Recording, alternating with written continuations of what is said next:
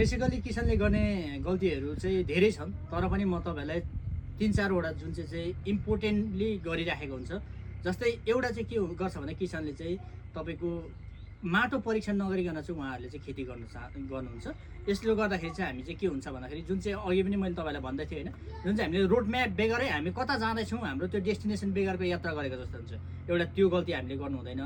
दोस्रो कुरा चाहिँ हामीले चाहिँ उचित मल खादको व्यवस्थापन गर्न सकेनौँ भने पनि किसानहरू एकदमै समस्यामा परेको देख्छौँ। कसैले चाहिँ मल बढी हाल्ने, कसैले चाहिँ मल कम हाल्ने। हजुर, जस्तै अब मल कसैले धेरै प्रयोग गरिदिन्छ, कसैले कम्ती प्रयोग गरिदिन्छ। अनि मल कहाँनिर प्रयोग गर्ने, बोटको नजिक लगाउने हो कि अलिक टाढोमा लगाउने हो कि क्यानोपीको मुनि लगाउने हो कि, अनि गाईको मल लाउने तरिका बेग्लै छ, बाख्राको जस्तै बाख्राको त्यसको क्वान्टिटी बेग्लै छ होइन। अनि यस्तो पनि छ नि डाक्टर साहब, जस्तै नेपालमा चाहिँ के छ भन्दाखेरि जलस्रोत धनी। हजुर, तर मैले चाहिँ यो 7-8 वर्षको कृषि गरिराख्दाखेरि हजुर नेपालमा पानीको समस्या छ, त्यो मिलाउन नजानेर। एकदमै अलिकति क्लियर गराइदिनु त त्यो। अब यो चाहिँ यस्तो छ, तपाईँको जलस्रोतको धनी देश त अभियसली हो होइन, त्यो हामी मान्छौँ। तर अहिलेसम्म हाम्रो उचितसँगले चाहिँ तपाईँको यो जुन चाहिँ नहरको व्यवस्था नभएको कारणले गर्दाखेरि, इरिगेसन च्यानलको राम्रोसँग व्यवस्था नभएको कारणले गर्दाखेरि चाहिँ अब हामीलाई पानी चाहिने बेलामा चाहिँ हामीसँग पानी हुँदैन। अनि जतिखेर हामीलाई पानी नै चाहिँदैन त्यति बेला चाहिँ हामीसँग पर्याप्त पानी हुन्छ। अनि यसले गर्दाखेरि चाहिँ हाम्रो किसान चाहिँ प्रत्यक्ष अप्रत्यक्ष रूपमा चाहिँ मारमा परिरहेको छ। यसलाई चाहिँ तपाईँको गभर्मेन्ट लेभलदेखि नै चाहिँ सुल्झाउनु चाहिँ एकदमै यस्तो जरुरी हुन्छ। जस्तै बिरुवालाई स्ट्रेस हुँदो रहेछ क्या, जस्तै आकाशको पानी पर्यो, भत्तै पानी पायो बिरुवाले, अनि फेरि लामो समयसम्म त्यसलाई स्ट्रेस भयो क्या बिरुवाले। त्यसो हुँदाखेरि त्यो प्रत्यक्ष जस्तो अघि हामीले ड्राइगनको चाहिँ कोपिलाहरू देख्यौँ, यो पनि मलाई त्यसकै जस्तो लाग्छ। तपाईँको यस्तो हुन्छ, जस्तै अब एकदमै सुक्खा परिरहेको छ, त्यस पछाडि तपाईँको कराई एकदमै तातिरहेछ होइन, त्यति बेला चाहिँ हामीले चाहिँ चिसो पानी लगाइदियो भने त त्यो विस्फोट हुन्छ नि त होइन, त्यो त असर गर्छ नि त। त्यस्तै तपाईँको एकदमै सुक्खा परिरहेको छ, त्यति बेला चाहिँ एकदमै अचानक चाहिँ तपाईँको चाहिँ पानी चाहिँ ठुलो आइदियो भने चाहिँ त्यस्तो खालको समस्याहरू, फ्रुट ड्रपहरू हुनेहरू, फलहरू झर्ने कारणहरू पनि हुनु कारण चाहिँ त्यो पनि हो। अब एउटा सबैभन्दा महत्त्वपूर्ण कुरा, जस्तै धेरै लामो समयदेखि कृषि गरिराख्नुभएका साथीहरू जो हाम्रो दर्शक श्रोताहरू हुनुहुन्छ उहाँहरूलाई त थाहा छ। अब हामीले बाली चक्र सबैभन्दा इम्पोर्टेन्ट कुरा हो। तर जस्तै म ड्रागन फलको खेती गरिरहेको छु, कुनै साथीले सुन्तला खेती गरिराख्नु भएको छ, कुनै साथीले किवी खेती गरिराख्नु भएको छ होइन। हामी चाहिँ लङ टर्म चाहिँ लामो समयसम्म चाहिँ उत्पादन लिनका लागि चाहिँ बहुवर्षे बालीहरू लगाइरहेका छौँ। अब यो केसमा चाहिँ हामीले माटोलाई ध्यान दिनुपर्ने कुराहरू चाहिँ के हुनुहुन्छ? तपाईँको यस्तो हुनसक्छ, जस्तै तपाईँले ड्रागन फ्रुट लगाइराख्नु भएको छ, त्यहाँनिर मैले मेवा पनि देखिरहेको थिएँ। यिनीहरू त तपाईँको केही समय लाग्ने हो नि त। यसको लागि चाहिँ हामीले चाहिँ के गर्न सक्छौँ भन्दाखेरि तपाईँको लेग्युमिनस क्रपहरू चाहिँ हामीले चाहिँ रोटेसन गर्न सक्छौँ। जस्तै हामीले त्यही बोटलाई उकाएर नफ्याँक्यो भने अरू बोट होइन, त्यसको साइडमा चाहिँ हामीले चाहिँ भटमास लगाउन सक्छौँ। तपाईँको सानो सानो पोथ्रे सिमी हुन्छ नि, बेसी हाँगा जाने ठुलो जाने होइन, पोथ्रे सिमीहरू, किनकि तिनीहरूमा चाहिँ तपाईँको नोड्युल्स भन्ने हुन्छ, त्यसले चाहिँ नाइट्रोजन फिक्सेसन गर्ने काम गर्छ। जस्तै जति पनि वायुमण्डलमा भएको एटमोस्फियरमा भएको नाइट्रोजनलाई चाहिँ त्यसले फिक्सेसन गरेर चाहिँ प्लान्टले लिनु सक्ने फर्ममा चाहिँ कन्भर्ट गरिदिन्छ। अनि हामीले चाहिँ भटमास भयो, यो पोथ्रे सिमीहरू लगाउँदाखेरि चाहिँ हाम्रो माटोको सोइल पनि एकदमै राम्रो बनिन्छ। र साथसाथै हामीले चाहिँ प्लास्टिक मल्चिङको सट्टामा चाहिँ हामीले प्राकृतिक मल्चिङ जस्तै सुक्खा परालहरू राख्नाले पनि माइक्रो अर्गानिजमको उपस्थिति चाहिँ एकदमै राम्रो हुन्छ। जति बेसी माइक्रो अर्गानिजमको उपस्थिति बेसी हुन्छ त्यति नै हाम्रो फसल राम्रो भएर जाने हो। अब हजुरले यो मल्चिङको कुरा गरिहाल्नुभयो, एउटा यस्तो ठुलो विकराल अवस्था छ क्या हाम्रो यो जुन तराई क्षेत्रमा जसले व्यावसायिक खेती गरिराख्नु भएको छ नि डाक्टर साहब, उहाँहरूले चाहिँ हर्बिसाइड प्रयोग गर्नुहुन्छ क्या, झार नियन्त्रण। त्यसले चाहिँ अहिले तत्काल के असर गर्छ र दीर्घकालीन असर के गर्छ त्यो अलिकति क्लियर गरिदिनु न। त्यो कुरा बुझ्न नसकेर चाहिँ मलाई त धेरै डर लाग्छ अलिकति थोरै मैले। तर सबै ग्राउन्ड लेभलको किसानले त त्यो बुझेका हुँदैनन्, उहाँहरूलाई त अहिले तत्काल समाधान चाहिएको छ। म चाहिँ भन्छु हर्बिसाइडको प्रयोग तपाईँले गर्दै नगर्नु। हर्बिसाइड भनेको चाहिँ झार मार्ने दबाई है साथीहरू। तपाईँको जस्तै अब हामीले दुई टाइपको हर्बिसाइडहरू हामीले प्रयोग गरिराखेको हुन्छ, एउटा सेलेक्टिभ हुन्छ, एउटा नन सेलेक्टिभ हुन्छ। अब एउटा हिजो अस्ति झापातिरै घटेको एउटा घटना म तपाईँलाई बताउन चाहन्छु। त्यहाँनिर चाहिँ एक ठाउँमा चाहिँ बिउ राखेको थियो धानको, अब रोप्नु आँटेको बिउ, तपाईँको बिरुवा चाहिँ धानको जुन चाहिँ बिउ छ त्यो चाहिँ सबै मरेको देखाइरहेको थियो क्या। त्यहाँ चाहिँ उनीहरूले एउटा के गल्ती गरेछ भन्दाखेरि चाहिँ जुन चाहिँ नन सेलेक्टिभ टाइपको चाहिँ हर्बिसाइड चाहिँ प्रयोग गर्नुपर्छ होइन। जस्तै धानमा हामीले सिमाजिनहरू प्रयोग गर्न सक्छौँ, एट्राजिनहरू प्रयोग गर्न सक्छौँ। त्यसको ठाउँमा चाहिँ उहाँहरूले चाहिँ नन सेलेक्टिभ टाइपको चाहिँ हर्बिसाइड चाहिँ प्रयोग गर्नुभएको छ। नन सेलेक्टिभ भनेको चाहिँ त्यसले चाहिँ सबैलाई मारिदिन्छ क्या, जति त्यसको अगाडि पर्छ, जति त्यसको कन्ट्याक्टमा आउँछ सबै मारिदिन्छ।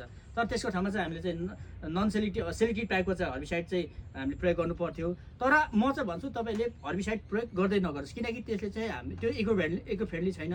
त्यसले हाम्रो इन्भाइरोमेन्टलाई चाहिँ एकदमै प्रत्यक्ष अप्रत्यक्ष रूपमा चाहिँ असर गरिरहेको छ।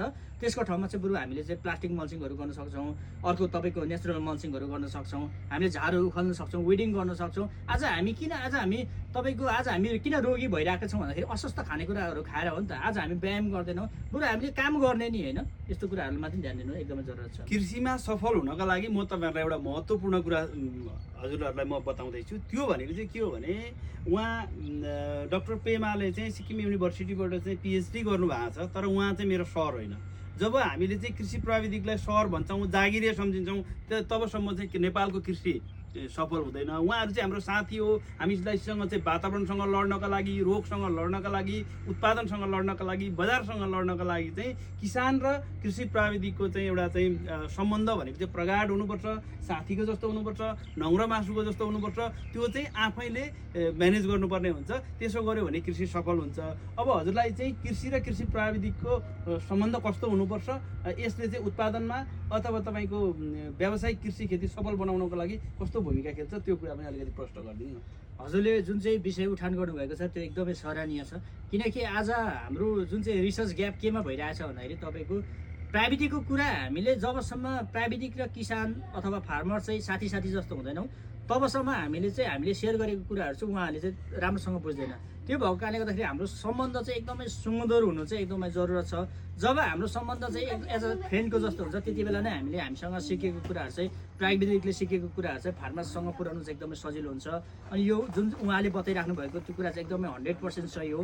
अनि हामीले चाहिँ प्राविधिक मित्रहरूलाई म यही आह्वान गर्न चाहन्छु कि हामीले सिकेको कुराहरू फार्मर्सले एकैचोटि बुझ्न सक्दैन, तर हामीले एज अ फ्रेन्डली नेचरले चाहिँ हामीले चाहिँ बिहेभ गऱ्यौँ भने, उहाँहरूलाई चाहिँ त्यस्तो खालको इन्भाइरोमेन्ट चाहिँ हामीले चाहिँ दियौँ भने चाहिँ उहाँले धेरै कुराहरू हामीबाट चाहिँ सिक्न सक्छ।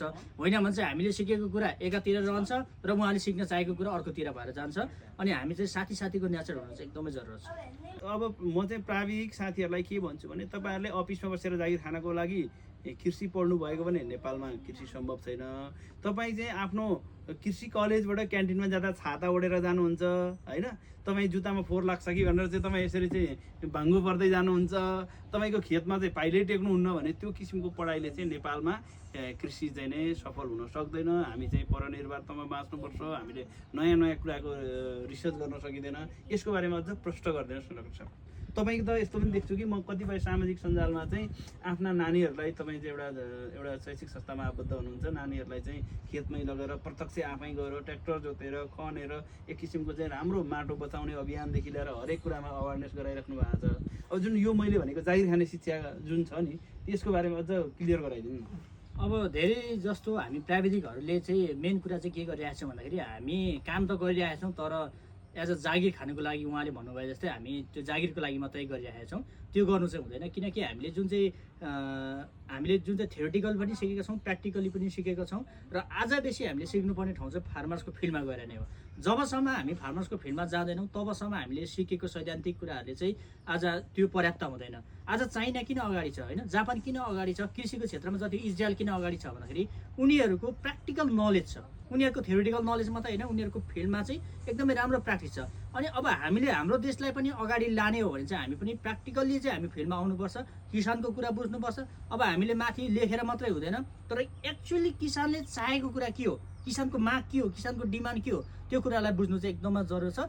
जब त्यो कुरा चाहिँ हामीले तब मात्रै पाउँछौँ जब चाहिँ हामी चाहिँ फार्मर्स फिल्डमा चाहिँ आउँछौँ, किसानको खेतमा आउँछौँ, किसानको आवाज सुन्छौँ, किसानको पीडा सुन्छौँ, किसानको खेतबारीमा के समस्या भइरहेको छ त्यो हामी जबसम्म प्रत्यक्ष अवलोकन गर्दैनौँ तबसम्म त्यो समस्याहरू हामीले उहाँहरूको पीडा हामीले बुझ्न सक्दैनौँ। त्यो भएको कारणले गर्दाखेरि सम्पूर्ण प्राविधिक मित्रहरूलाई मेरो यही रिक्वेस्ट छ, तपाईँहरूले फार्मर्स फिल्डमा जानुहोस्, फार्मर्सको समस्या बुझ्नुहोस्, फार्मर्सलाई एक्चुअली के भइरहेको छ होइन, त्यो समस्या चाहिँ हामीले चाहिँ बुझ्यौँ भने मात्र हामीले चाहिँ हाम्रो कृषिलाई चाहिँ हामीले चाहिँ अगाडि लान सक्छौँ। अब जस्तै डाक्टर साहबलाई एउटा प्रश्न छ, तपाईँले चाहिँ अब धेरै साथीहरूलाई चाहिँ कृषि यस्ता चाहिँ अवेरनेसका चाहिँ तपाईँले धेरै एकछिन अझै म भनिसक्छु। जस्तै तपाईँले चाहिँ धेरै साथीहरूलाई सल्लाह सुझाव दिनुभएको छ, फर्म भिजिट गरिराख्नु भएको छ। अब तपाईँको समस्याहरू के छ त्यो कुराहरू हामी छलफल गरेर चाहिँ हामी अघि बढ्न सक्छौँ। कृषि भनेको एक अर्काको वास्तविक अनुभवलाई साटासाट गरेर नै सफल हुने हो। म हरेक भिडियो भन्ने गर्छु। तसर्थ तपाईँहरूले पनि कृषि सम्बन्धी जानकारीका लागि, वास्तविक जानकारीका लागि चाहिँ निःशुल्क परामर्शको लागि चाहिँ